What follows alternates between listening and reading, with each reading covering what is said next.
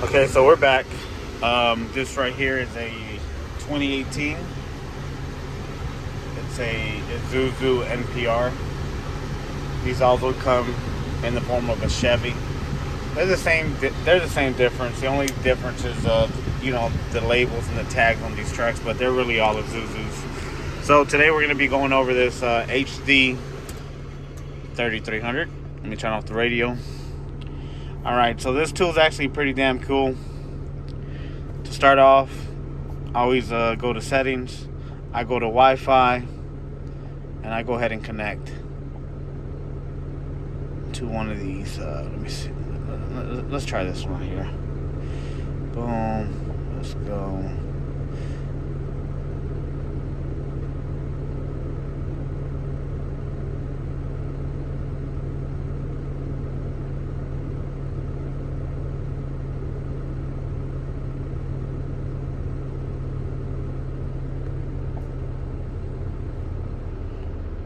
Anywho, after doing that, you usually want to check to see and make sure that you're at the latest update. I do actually have the latest update, so we're not even worried about that. Anyways, you're going to have a few different connections that you can actually use on this thing. You got your OBD2. That's if you're using the DLC 16-pin connector. You also have your diesel OBD, which is actually the Deutsch connector, which can be a 6 or a 9-pin. It just depends. Older trucks usually got the 6. Newer trucks got the 9. Depends if you're connecting to ABS, if you're connecting to the engine. It just depends what you're going to use it for. Alright, either way, let's get into the tool. Like I said, you want to update this tool. It's important to update it. As far as like what you can do with the tool, let's jump into it. Again, this tool is actually for auto and diesel, so it just depends what you're working on. It does have some bi-directional controls. There's things that you can control. Depends what module you can connect to. But for the most part, I mean, this thing's been really good. I bought it because I'm actually trying to make some side money. I'm trying to get some money. We're all trying to get money. At least we should be trying to. So right here, we're going to connect to the truck. I did have codes here. No longer do I have the codes. One of the codes that I had was P420.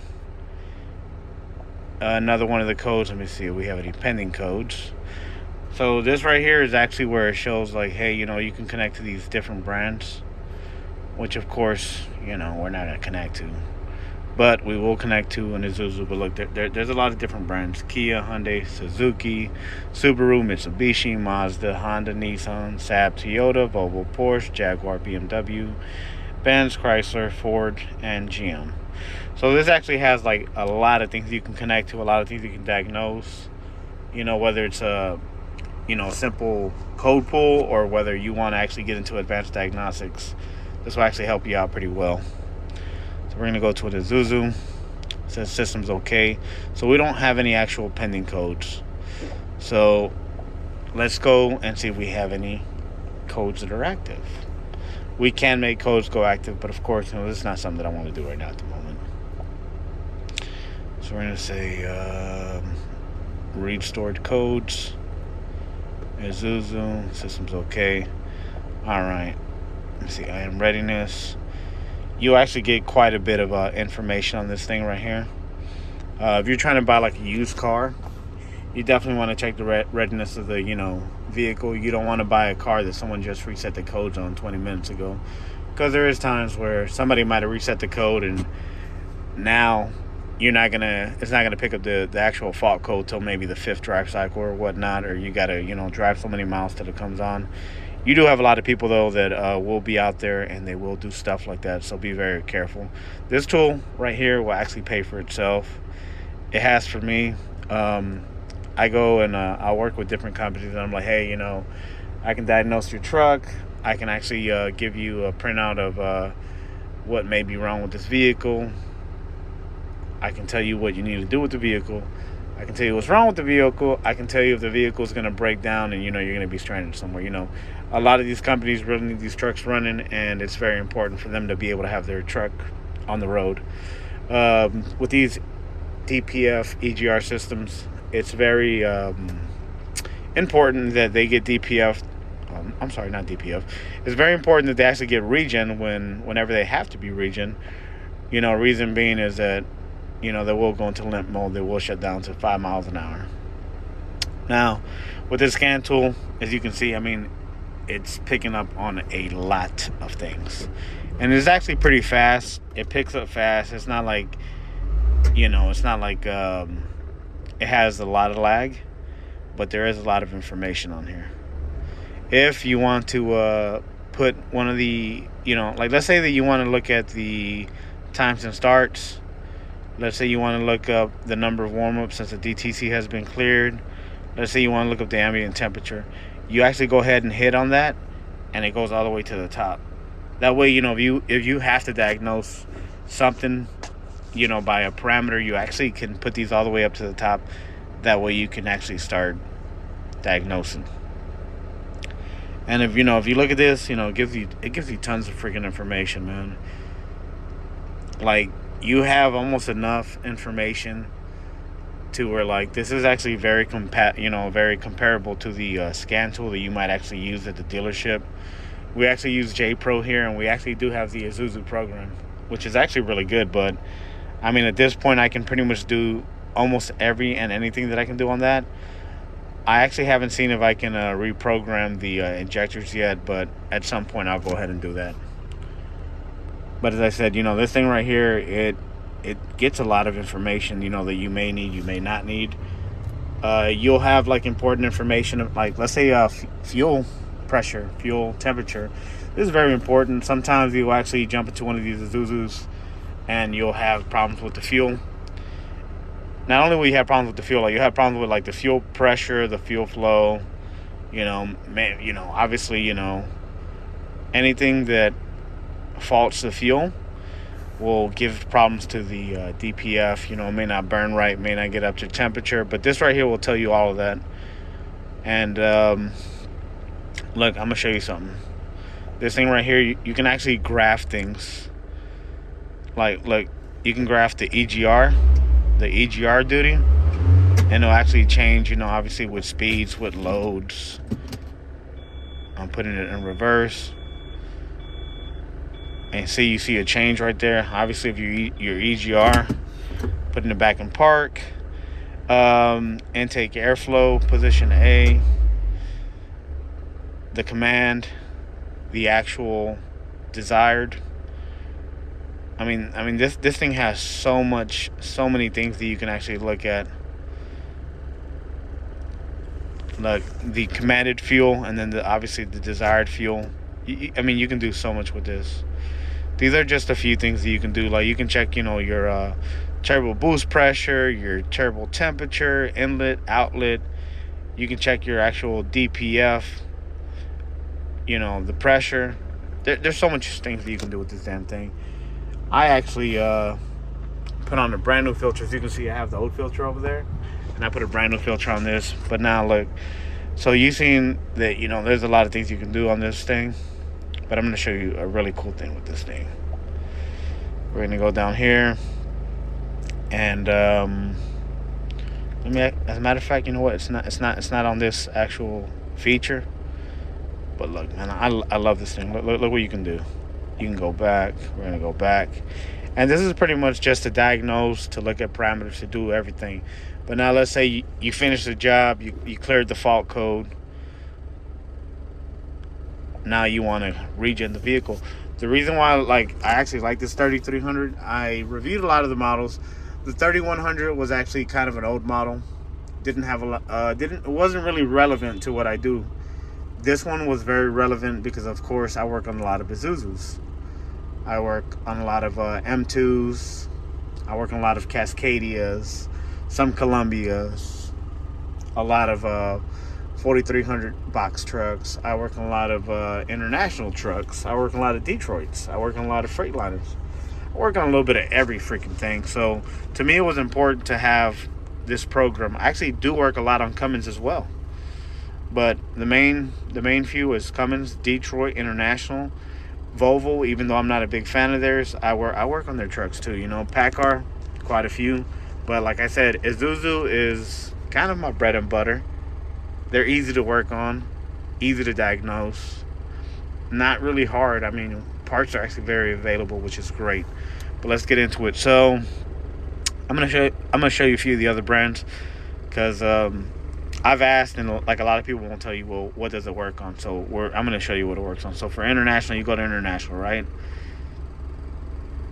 And the screen's gonna load up and then say, hey, what do you got? The 6-pin, the 9-pin, the OBD, whichever one. It doesn't really matter. So you go in there, and boom, these are the trucks that you can actually regen for international. And this is very important because you want to know, hey, what do I have access to and what could I actually work on? So you can work on these old junk Max Forces, and it actually has most of the years in here. Boom, look at that. It even has the new International A26, which is actually really impressive because I actually didn't think that it'd have it, but this thing actually does have it. So you can actually regen all of these trucks. And when I'm telling you, like, you can actually get paid a lot of money to do a regen, there's been guys, that give me a call and they're like, hey, man, how much can you, how much are you going to charge me to do a regen? And I'm like, well, shoot, it depends how far you are, man. How far are you? Hey, man, I'm located at the Buc-ee's off of such and such highway. And I'm like, okay, bro, you're about 25 minutes from me. You know what? Hey, you got a good $250, man. I'll go out there. I'll clear the codes and I'll run a regen. But if I got to do repairs, it's different. But if I'm just going to run a regen for you because you're not able to manually do your regen because some are disabled, hey, I'm going to charge you $250. But you know what, man? To a lot of these truckers, that's really not money. That's pocket change. They got to get back on the road. They got to make money. They got to make deliveries. So this is what you get for the international side. Now, let's say you got a Caterpillar. Excuse my language. And of course, while I'm making a video, we're going to have a train that's rolling by while we're working. But it's okay. It doesn't matter. So let's see what you got to do on Cat. I'm gonna be honest, I don't work on Cat at all. But let's see what they got. And of course, you've seen that there's different connector styles. We'll see on Cat. I guess you actually got to be on the Cat because it's actually trying to connect to the ECM, and it's not. It's telling me that it's not just simply because this isn't a Cat engine. This is an Isuzu engine. All right, so let's go to Detroit. Let's see what Detroit has to offer. Let's go to a 9-pin 500K CPC. Boom, boom, boom. Let's see what it does, man.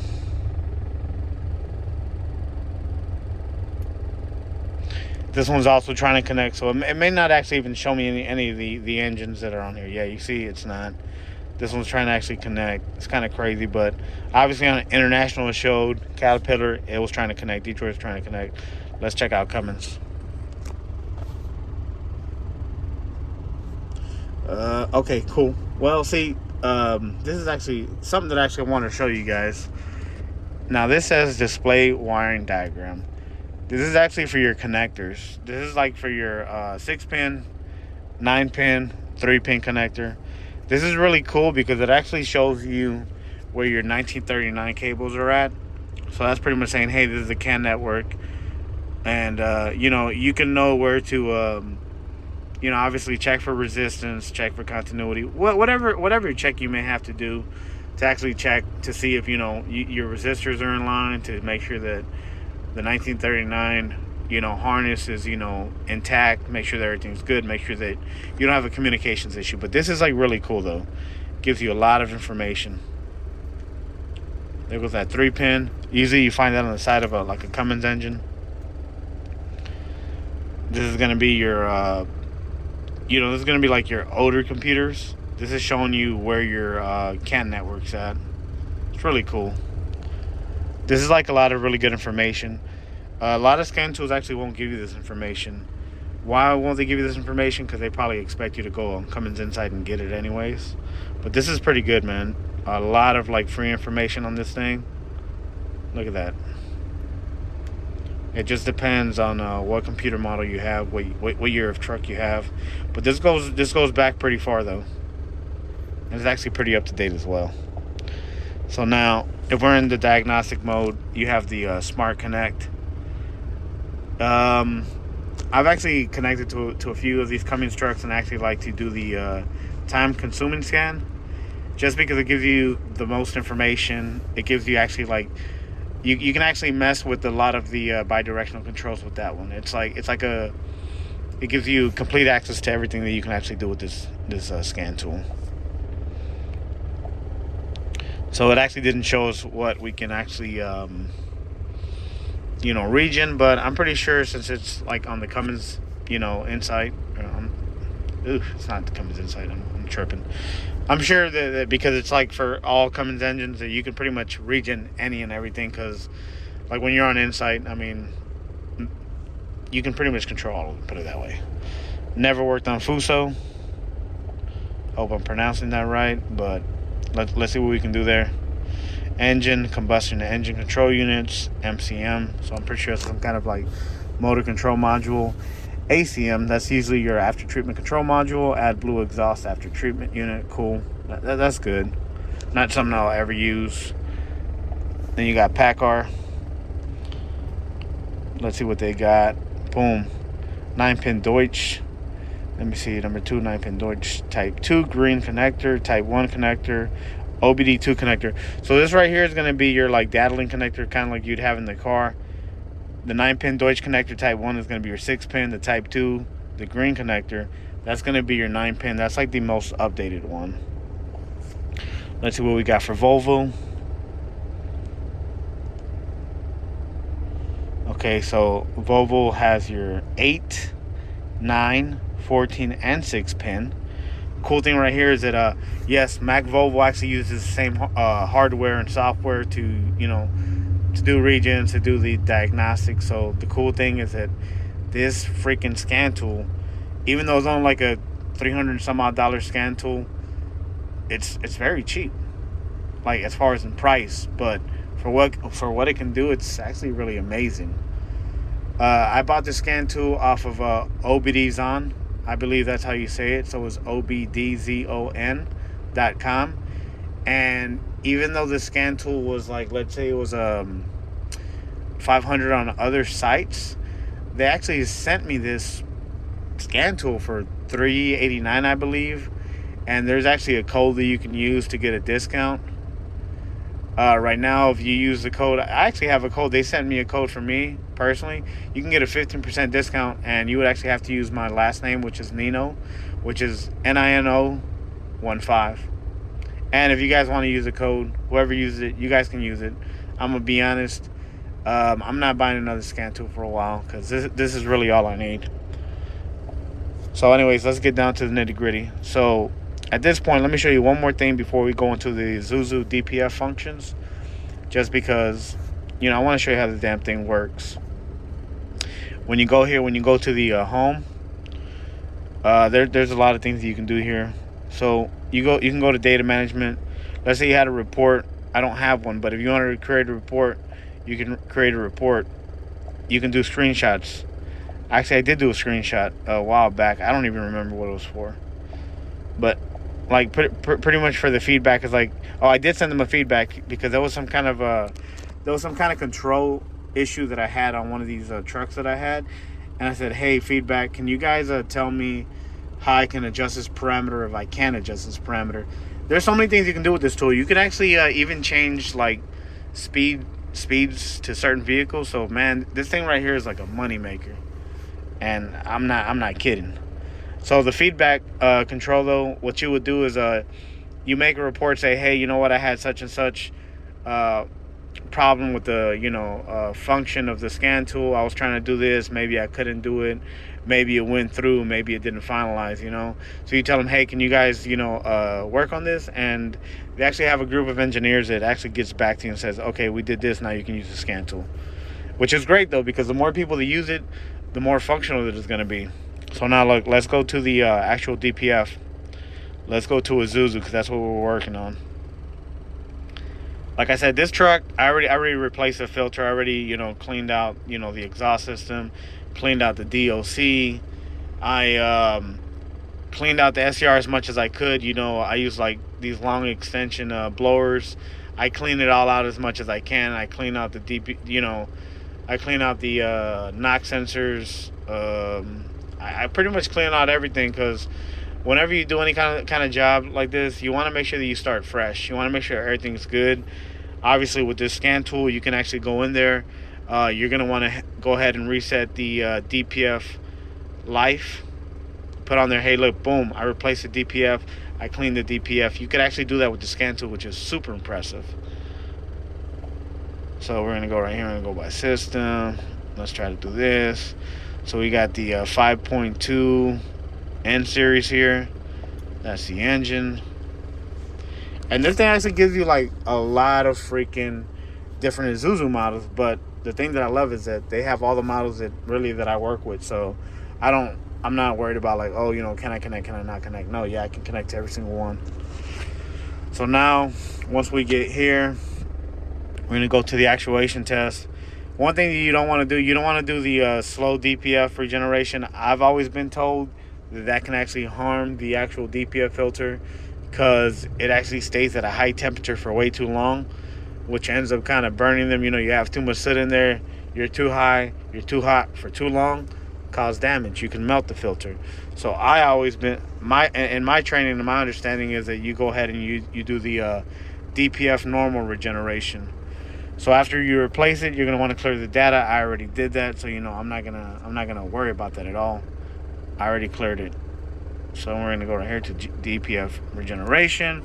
One thing that you want to know, you think that you might have problems with the scan tool, you probably don't. If your truck is not regenerating as soon as you tell it to, remember, it has to be up to temperature. If it's not up to temperature, it's not gonna go through. Just letting you know. So you got engine speed must be at idle. You can't be on the gas. You can't be on the brake. Can't do that. It says click the normal button. It says wait for the DPF to illuminate.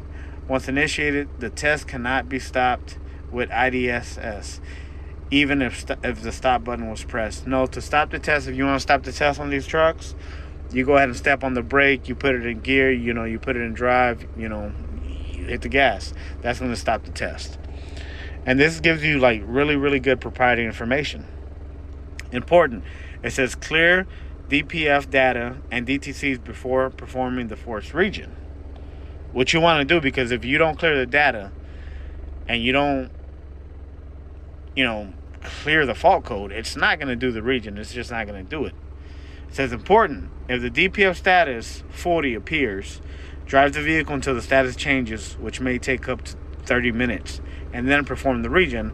And as I was telling you guys earlier, whenever you get that message right there, it's because your engine is not hot enough. So you want your engine to be hot.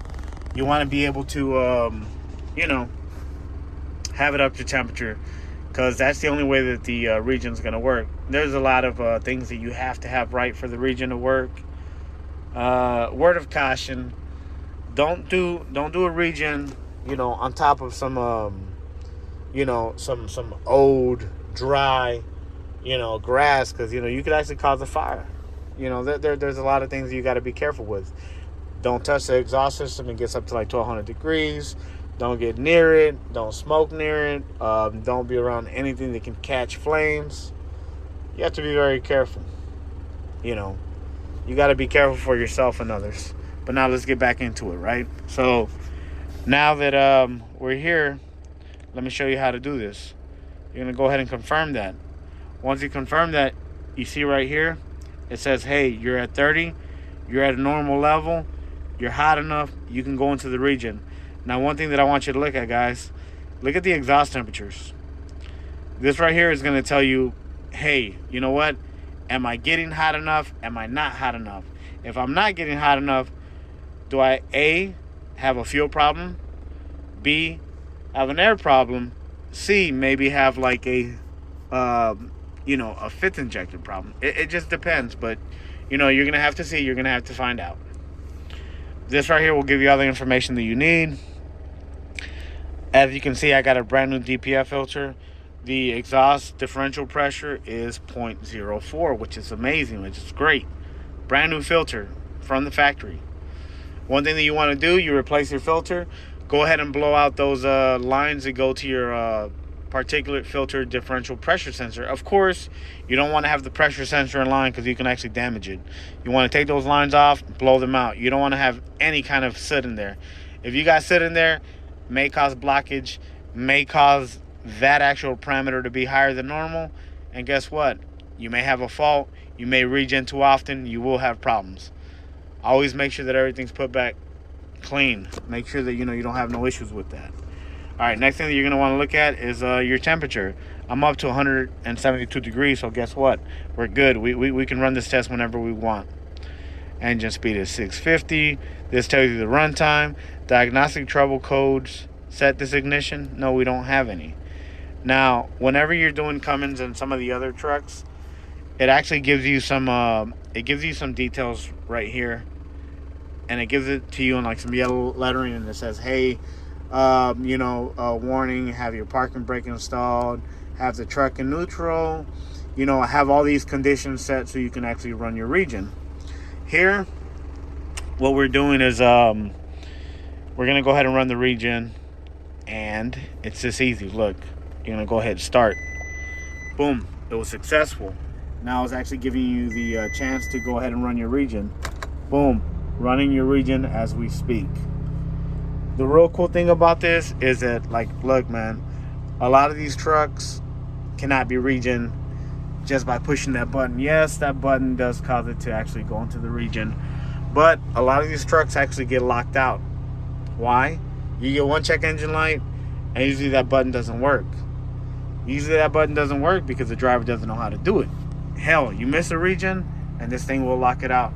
Now, look, word of advice. You're trying to run a regen on most of these trucks, that button right there, you're going to want to hold that button down for 5 seconds. Let it go. Hit it quickly one more time, and it should cause most, if not all, trucks to go into a regen. So that's something important to know. Now that we're here, look, I'm going to be very honest. This is going to be one of my first YouTube videos that I made. So no, I didn't edit. No, I don't have any fancy music. I don't have any of that. It's just a video. Later on, once I get some views, maybe if I get followers, I'll do that. But for right now, I'm just not. So look, what we're seeing here, this right here tells you 220 temp rise for regen. Right here, this is pretty much telling you, like, hey, you know what? Let me give it some extra fuel. We're gonna start regenning.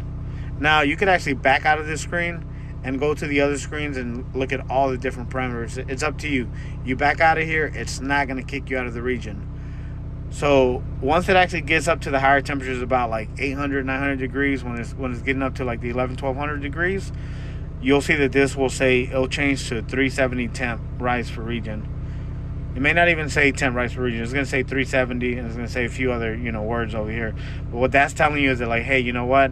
I'm already in the mode. I'm in the zone. We're regenning. We're baking. We're cooking. The whole regen thing is like, that's a whole nother video. But pretty much it's like you got a filter that catches soot.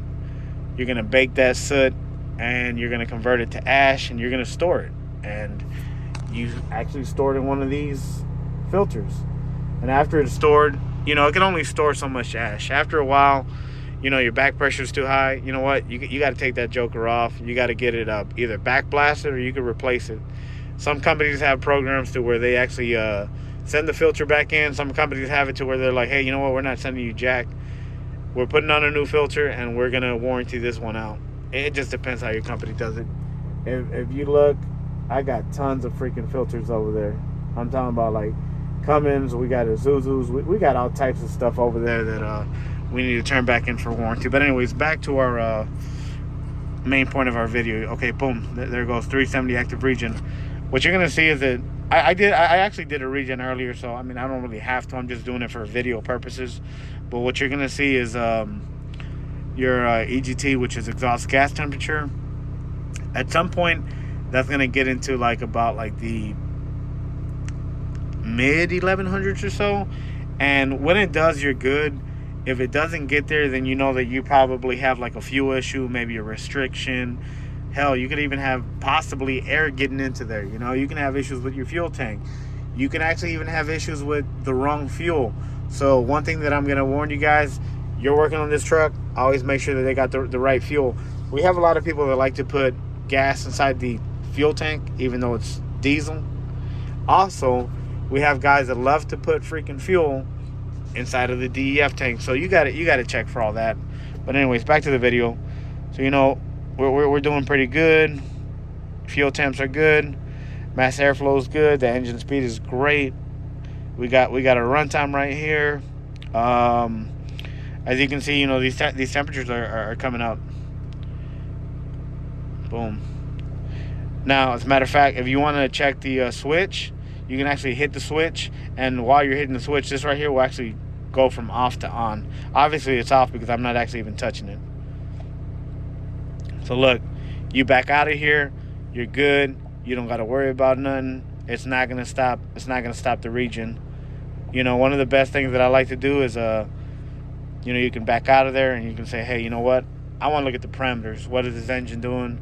What is it not doing? What information can it give me? And to me, like, this is so valuable because, if you know what you're doing and you know what you're working with, it's like, you can say, hey, you know what, this isn't right, or hey, I need to, repair this. I need to look up this. So you could actually look up trouble codes, which is really cool. It's a really cool feature. You can look up your trouble codes. You can do driving tests. You can get vehicle information, calibrations. This is actually very important because there is times where there's updates that you have to do to these trucks. So that's very important. Let me see.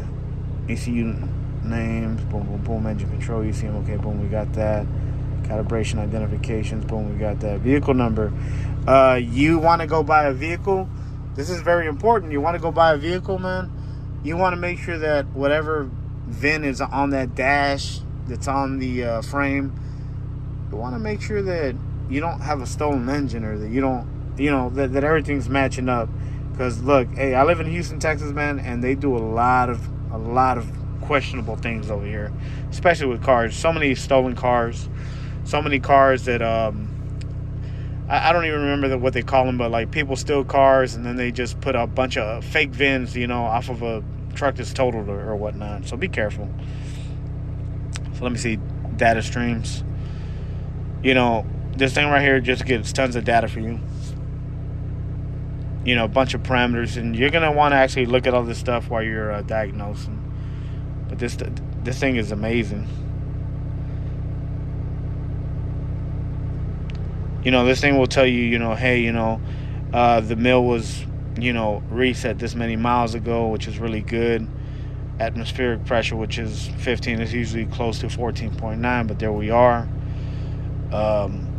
Look, you can actually check your good God, what's it called? You can check your alternator. You can check the output. Ambient temperature 93. It's very hot outside, to be honest. Let me get this centered. Fuel rates, air temperature, atmospheric pressure. Look at that. Number of warm-ups since the DTC was cleared. Not that many, because we just cleared it. We just changed out the filter. Oh, sorry. But I mean, like, look, all the parameters that you need, man, you got them here. This is an amazing tool. Gives you so much information. Look at that. Diesel particulate filter bank 1 delta pressure 0.08, which is great. I actually believe this thing even gives you the NOx readings. Give me a second. Hold on, let me see.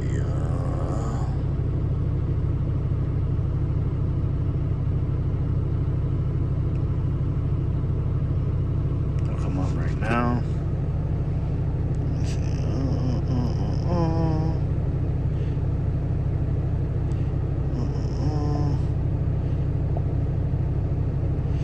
So, sometimes this stuff is slow to come out. Sometimes it's pretty fast. But either way, you got tons of information. Let me see. Oh, no. Not clear triple code. We're already good. It's already been performed. Onboard monitor test. See, I believe that's what I sent them a report for. Because I'm like, hey, what do you do with this? I'm not really sure. On most of the actual automotive cars, it will tell you about like misfires and stuff like that. Let's see, information. Request missions related to TC service. Okay, so see, we're good. If it actually had a fault code, it would actually,